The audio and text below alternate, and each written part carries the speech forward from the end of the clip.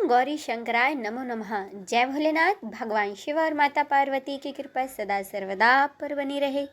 आप सभी को हरतालिका तीज की हार्दिक शुभकामनाएं। हरतालिका तीज के सुअवसर पर भगवान शिव और माता पार्वती की संयुक्त रूप से पूजा की जाती है। कहते हैं हरतालिका तीज का व्रत रखने से वैवाहिक जीवन से जुड़ी सभी समस्याएं समाप्त हो जाती हैं। भगवान शिव को पति रूप में पाने के लिए माता पार्वती ने हजारों वर्षों तक घोर तपस्या की थी। हरतालिका तीज का व्रत भगवान शिव और माता पार्वती के पुनर्मिलन के पर्व के रूप में मनाया जाता है। मान्यता है कि इसी दिन माता पार्वती के कठोर तप को देखते हुए भगवान शिव ने प्रसन्न होकर उन्हें दर्शन दिए और उन्हें अपनी पत्नी के रूप में स्वीकार किया था। तो आइए अब हम पाठ करें इसकी कथा का। इसकी व्रत कथा के अनुसार एक बार भगवान शिव ने माता पार्वती के पूछने पर माता को उनके पिछले जन्म का स्मरण कराते हुए कहा था कि हे पार्वती, पर्वतराज हिमालय पर स्थित गंगा के तट पर तुमने अपनी बाल्य अवस्था में ही 12 वर्षों तक अधोमुखी होकर घोर तप किया था। इतनी अवधि तुमने अन्न न खाकर पेड़ों के सूखे पत्ते चबाकर व्यतीत किए। माघ की विकराल शीतलता में तुमने निरंतर जल में प्रवेश करके तप किया। वैशाख की जला देने वाली गर्मी में तुमने पंचाग्नि से शरीर को तपाया। सावन की मूसलाधार वर्षा में खुले आसमान के नीचे बिना अन्न जल ग्रहण किए समय व्यतीत किया। तुम्हारे पिता तुम्हारी कष्ट साध्य तपस्या को देखकर बड़े दुखी होते थे। तब एक दिन तुम्हारी तपस्या तथा तुम्हारे पिता के क्लेश को देखकर नारद मुनि तुम्हारे घर पधारे। तुम्हारे पिता ने हृदय से अतिथि सत्कार करके उनके आने का कारण पूछा। नारद जी ने कहा, हे गिरिराज, मैं भगवान विष्णु के भेजने पर यहाँ आया हूँ। आपकी कन्या ने बड़ा कठोर तप किया है। इससे प्रसन्न होकर वे आपकी सुपुत्री से विवाह करना चाहते हैं। इस संदर्भ में मैं आपकी राय जानना चाहता हूँ। नारद जी की बातें सुनकर गिरिराज की खुशी का ठिकाना न रहा। मानो उनके तो सारे कष्ट दूर हो गए। प्रसन्नचित्त होकर वे बोले, श्रीमान, यदि स्वयं भगवान विष्णु मेरी कन्या का वरण करना चाहते हैं तो भला मुझे क्या आपत्ति हो सकती है। वे तो साक्षात ब्रह्म हैं। हे महर्षि, यह तो हर पिता की इच्छा होती है कि उसकी पुत्री सुख संपदा से युक्त पति के घर की लक्ष्मी बने। पिता की सार्थकता इसी में है कि पति के घर जाकर उसकी पुत्री पिता के घर से अधिक सुखी रहे। तुम्हारे पिता की स्वीकृति पाकर नारद मुनि भगवान विष्णु के पास गए और उनसे तुम्हारे ब्याह के निश्चित होने का समाचार सुनाया। मगर इस विवाह संबंध की बातें जब तुम्हारे कान में पड़ी तो तुम्हारे दुख का ठिकाना न रहा। इसके बाद तुम्हारी एक सखी ने तुम्हारी इस मानसिक दशा को समझ लिया और उसने तुमसे तुम्हारे दुखी होने का कारण जानना चाहा। तब तुमने बताया कि मैंने सच्चे हृदय से भगवान शिव शंकर का वरण किया है, किंतु मेरे पिता ने मेरा विवाह भगवान विष्णु से निश्चित कर दिया है।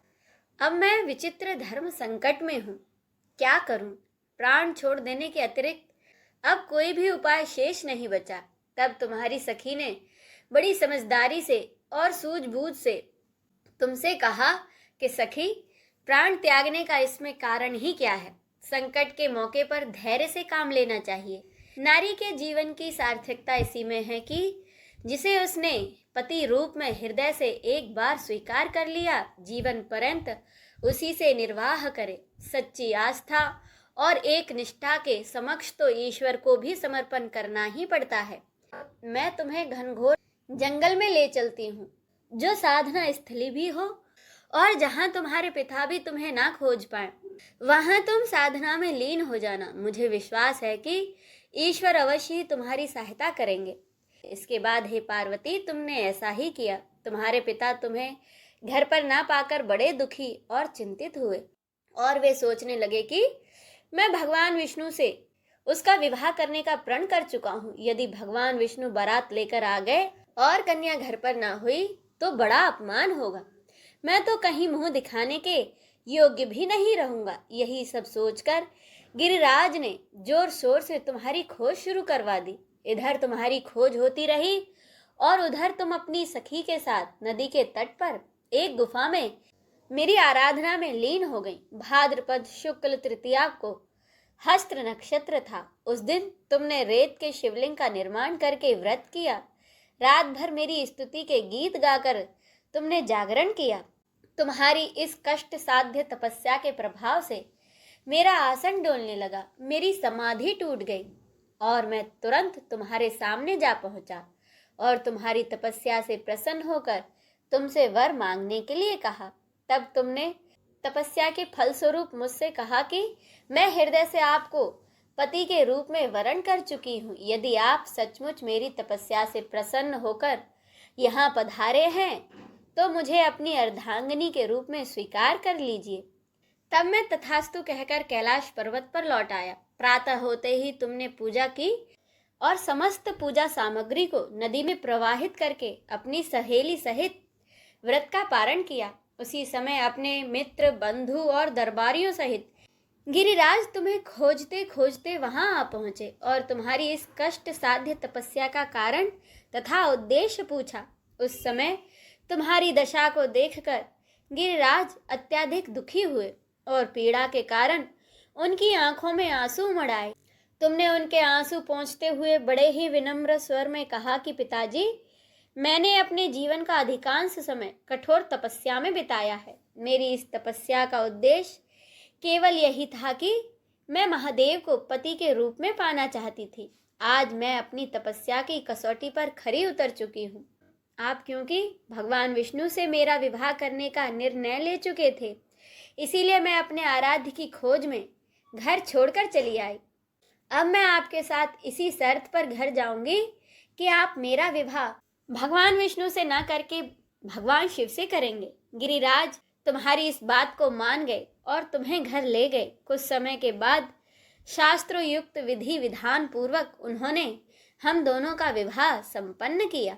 हे पार्वती, भाद्रपद माह के शुक्ल पक्ष की तृतीया को तुमने मेरी आराधना करके जो व्रत किया था, उसी के फल स्वरूप मेरा तुमसे विवाह हो सका। इसका महत्व ये है कि मैं इस व्रत को करने वाली कुंवारी कन्याओं को मनोवांछित फल देता हूँ। इसीलिए हर कन्या को मनोवांछित वर की प्राप्ति के लिए इस व्रत को अवश्य ही करना चाहिए। इसी के साथ यह व्रत कथा संपूर्ण होती है। बोलिए उमापति महादेव की जय। हर हर महादेव।